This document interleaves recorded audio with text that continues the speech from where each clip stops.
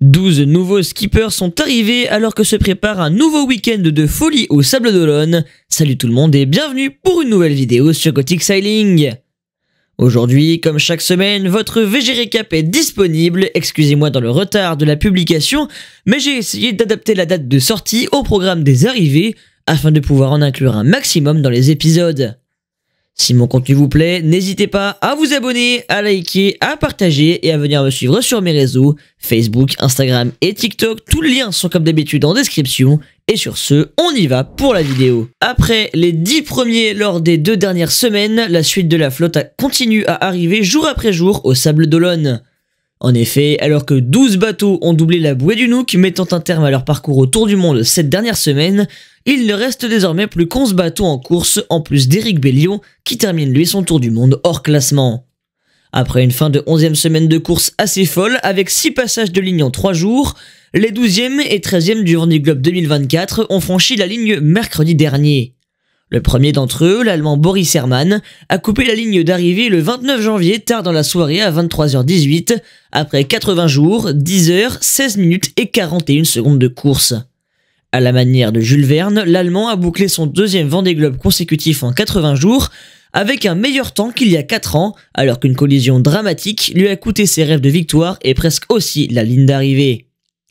Malaysia Sea Explorer a franchi la ligne pour un peu plus d'une dizaine d'heures devant la 3e femme de ce Vendée, la Britannique Sam Davis, qui a bouclé l'Everest des mers à 11h15 le jeudi 30 janvier, après 80 jours, 22 heures, 13 minutes et 39 secondes, et s'est emparé d'une magnifique 13e place au terme d'un périple qui aura permis de sauver pas moins de 106 enfants défavorisés gravement malades du cœur. La Britannique boucle ainsi son 2e Vendée Globe après sa magnifique prestation en 2008 et ses abandons de 2012 et de 2020, même si la fin de son tour du monde hors course il y a 4 ans avait permis de sauver 102 enfants. 2 jours plus tard, ce sont les 2 exilés à La Rochelle pour raisons météorologiques qui ont enfin retrouvé la destination prévue. En effet, Benjamin Dutreux et Clarisse Kremer, 10e et 11e du Vendée Globe respectivement, ont remonté le mythique Chenal des Sables en grande pompe et fait dignement une fin de course qu'ils ont terminée de façon inédite et particulièrement étrange. Après avoir coupé la ligne tempête la semaine passée, ils ont été obligés de relier le port de La Rochelle, la tempête Herminia leur bloquant purement et simplement un accès au Chenal et à Port-Olona en toute sécurité dans une mer en furie. L'enfant du pays est rentré à bon port et a pu en profiter pour s'offrir une belle accolade avec son ami et partenaire d'entraînement Sébastien Simon, alors que Clarisse Kremer a quant à elle pu savourer sa magnifique course qui comporte d'autant plus de saveur qu'elle revient de très loin après le scandale Banque Populaire de 2022. Le Chenal des Sables d'Olonne devra attendre, au vu de l'écart conséquent entre Sam Davis et son premier poursuivant, 3 nouveaux jours pour s'enjailler de nouveau. En effet, la ligne d'arrivée attendait dimanche 2 février 2 nouveaux passages. C'est le 14e du Vendée Globe, Romain Attanasio, qui l'a franchi le premier à 11h50, après 83 jours, 22 heures, 48 minutes et 18 secondes d'une course dont il améliore encore, comme lors des 2 précédentes éditions, sa meilleure prestation. Passé de 109 à 90 jours en 2020, il réduit encore son chrono de référence d'1 semaine sur cette édition 2024, grâce aussi à un bateau très performant. On n'est pas prêt d'oublier cette campagne in extremis d'acquisition urgente d'un nouveau mât, financé en partie par des particuliers, qui a littéralement sauvé sa participation au Vendée Globe compromise par ce dématage sur le défi Azimut en septembre dernier, qui avait mis en péril sa 3e participation à l'Everest des mers. Néanmoins, Romain ne remonte pas seul le Chenal des Sables d'Olonne en ce beau mais froid dimanche après-midi. Effectivement, il est talonné par Yannick Bestaven qui, après un abandon acté à Ushuaia en Argentine juste après le passage du Cap Horn, pour cause de délaminage et de système de barre entre autres, a remonté l'Atlantique hors course dans le but de ramener son IMOCA à bon port, à la barre duquel il disputait sa dernière course en solitaire sur le circuit. C'est un autre type de victoire pour le vainqueur du Vendée Globe 2020, qui, plus que contre les autres, s'est battu contre lui-même, est allé au bout de ses honorables ambitions et n'a jamais rien lâché face au doute ou à l'abandon, car quand vous jouez la victoire au départ, repartir hors course juste pour finir le tour du monde n'est bien souvent pas une solution exploitée au vu de la déception du marin et du team. Mais Yannick l'a fait, il peut en être fier, le prochain skipper du brillant Maître Coq 5 pourra bénéficier d'un bateau tour du mondiste. Mais si la fin de semaine dernière avait déjà été chargée en émotions, ce ne fut presque rien à côté des scénarios des 8 arrivées de ces 2 derniers jours. Lundi 3 février, il est 9h33 lorsque le 15e du Vendée Globe, le français Damien Seguin, coupe la ligne d'arrivée et en termine avec son deuxième Vendée Globe bouclé avec une seule main. Déjà devenu premier skipper handisport à boucler une circumnavigation il y a 4 ans, il est désormais évidemment le premier à en avoir bouclé 2. Un véritable exploit pour le médaillé paralympique qui a réalisé une course magnifique, intense, au coude à coude avec le groupe juste derrière, sur qui il a réussi à creuser un petit écart qui est tenu jusqu'au bout. La remontée du chenal se fait instantanément derrière, ce qui lui permet de savourer encore plus le bonheur d'être, après 3 mois à parcourir tous les océans du globe, de retour à la maison. Mais la vraie attraction de cette journée se situait à une trentaine de milles derrière. En effet, une lutte absolument incroyable promettait un dénouement incertain jusqu'à la ligne d'arrivée. Dans une véritable régate de 60 pieds, Alan Roura, Benjamin Ferré et Tanguy Le Turquet se disputaient les 3 places suivantes dans un mouchoir de poche. Bénéficiant d'un meilleur angle que ses 2 compères, c'est le deuxième cité qui franchit en premier la ligne d'arrivée à 12h21 en 84 jours, 23 heures, 19 minutes et 39 secondes, accrochant la 16e place et terminant ainsi premier du classement fictif des bateaux à dérive sur ce Vendée Globe 2024. S'il était assuré d'en finir deuxième, Tanguy Le Turquet pourrait même s'offrir un dernier scalp avant de couper la ligne, coiffer au poteau un foiler, celui d'Alan Roura, et prendre la 17e place à sa barbe et à son nez. Bénéficiant d'un angle favorable jusqu'à l'arrivée, le bateau rose Lazare franchit 16 minutes seulement après monnoyeur du Haut Job la ligne d'arrivée, alors qu'Hublot en termine quant à lui avec son tour du monde 20 minutes après Tanguy Le Turquet. Se retrouver de tels écarts après 28 500 milles parcourus au tour du monde, c'est absolument incroyable, même presque inédit. Jamais une place du classement de la course ne s'était jouée à aussi peu de temps, alors que, histoire d'illustrer la chose, on pouvait apercevoir les 3 bateaux sur certains angles des caméras médias filmant l'arrivée.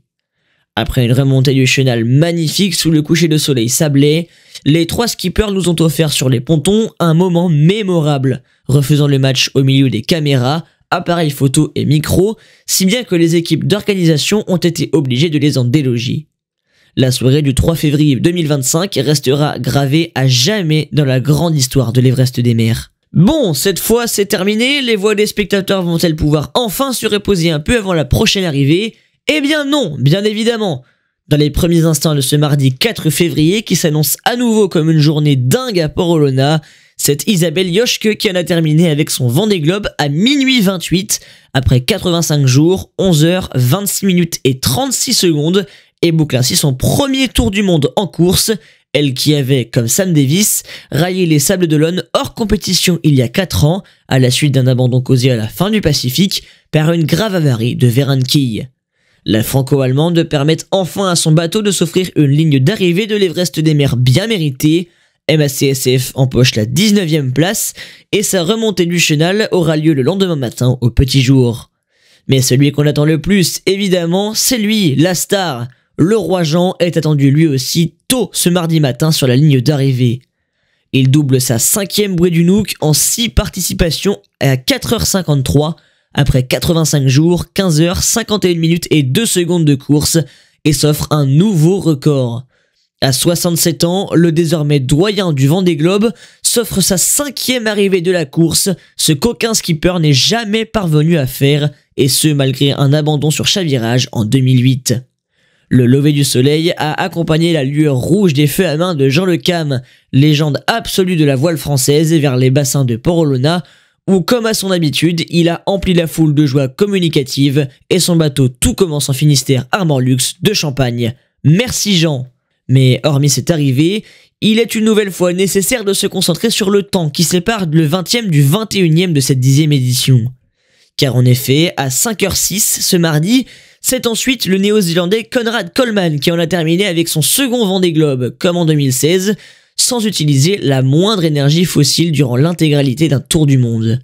Et si vous avez bien calculé, ça fait 13 minutes d'écart seulement entre Jean Le Cam et Conrad Coleman, c'est de la folie à l'échelle d'un tour du monde.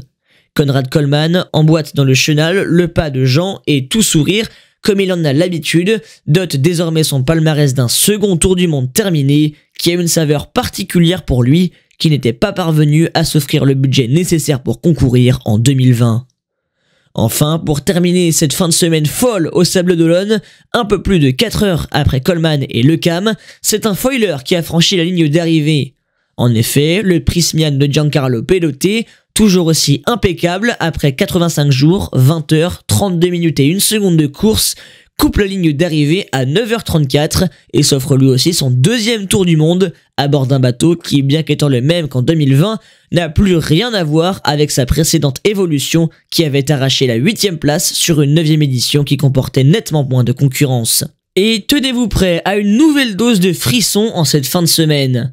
En effet, si le ballet des arrivées devrait reprendre vendredi ou samedi avec celle de Guirec Soudé, qui a pourtant perdu son Jeep Top, sans doute à cause de la casse de son système de hook, c'est surtout le dimanche qui va être intéressant à surveiller.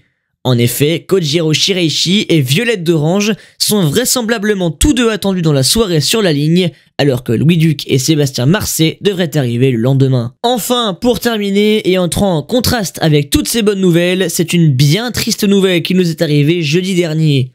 Effectivement, il n'y aura pas de record absolu de Vendée Globe consécutif terminé pour Arnaud Boissière. En effet, le Sablé a dématé à environ 800 000 des Antilles jeudi dernier, ne pouvant extraire du carnage que 6 mètres de mât afin de bricoler un gréement de fortune. Ayant d'abord navigué sous Kitefoil, cette grande voile conçue par le héros du Vendée Globe 2000, Yves Parlier, il s'est aperçu qu'il ne pourrait pas continuer. Impossible de faire du nord avec un gréement de fortune sur lequel sont hissés le foc, une toute petite voile d'avant et un morceau de grand voile récupéré. Alors qu'on espérait un miracle, Cali a dû se résoudre à l'évidence. Il a officialisé son premier abandon de sa carrière sur un Vendée Globe. Gros pincement au cœur pour le skipper de l'ami Caline, artisan Artipole, qui va rallier ainsi les Antilles.